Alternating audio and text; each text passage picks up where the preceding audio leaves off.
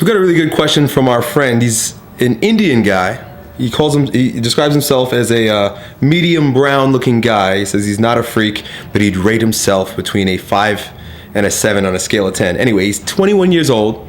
He's moved to Hong Kong from India about 10 years ago.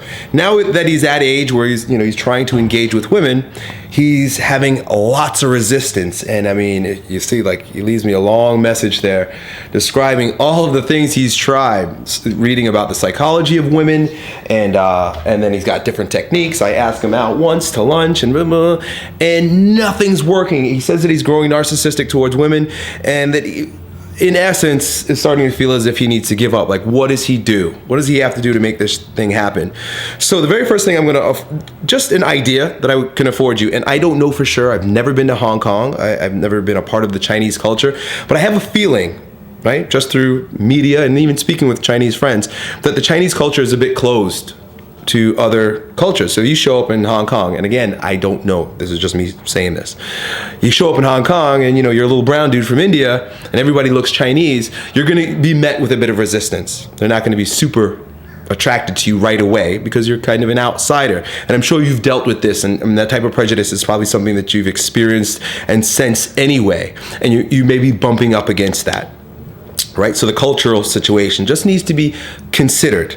And there may be ways, and there are ways, I'm going to share them with you, to melt those barriers between you and a different culture, as well as you and the opposite sex. Now, the rules are going to be the same because human beings respect human beings that are respectable.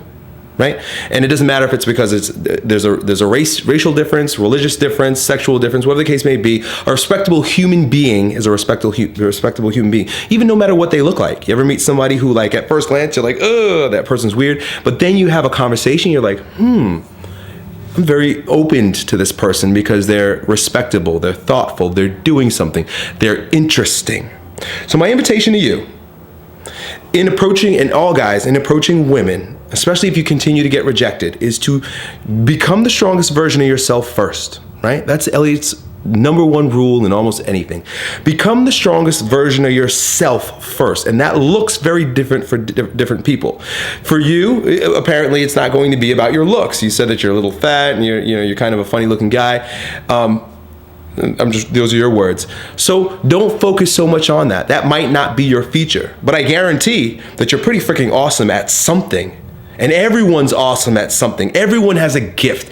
Everyone has a jewel deep within them. It doesn't matter how ugly the coal is on the outside, the most superficial shit. There's a diamond on the inside of every human being. And you've got to excavate, right? Is that the right word? Find it, discover it in you. And sometimes it's harder than others. But if you're committed to that, bringing forth that diamond and shining it in you, becoming the strongest version of yourself, wherever you go, the light of that diamond is going to shine. The reflection of it will bounce off of people's eyes wherever you go. So the very first thing I would invite you to do is to step away from trying to approach women, turn inwards, and manifest the strength within you to become a stronger version of yourself. Find out what you're great at. Now, this is very interesting, especially with regard to women. Women are attracted to men who are moving out, who are proceeding in the world, who are extending themselves. I've talked about this before, just like the penis, extending themselves into the world. What are you doing out there? This is why, by the way, this is why women love men in uniform, because they're busy. They're doing something, right? A man in any uniform, is attracted to women because that's a man that's doing something, right? You want to be perceived as a man that's doing something. And the only way you can go out and do something is if you got something to give. So cultivate the strength within you, and then go, and it doesn't matter if you become like a great philanthropist, right? And something that you could do within a short period of time, right? You're serving people in a soup kitchen, right? I'm going like far down one end of the spectrum.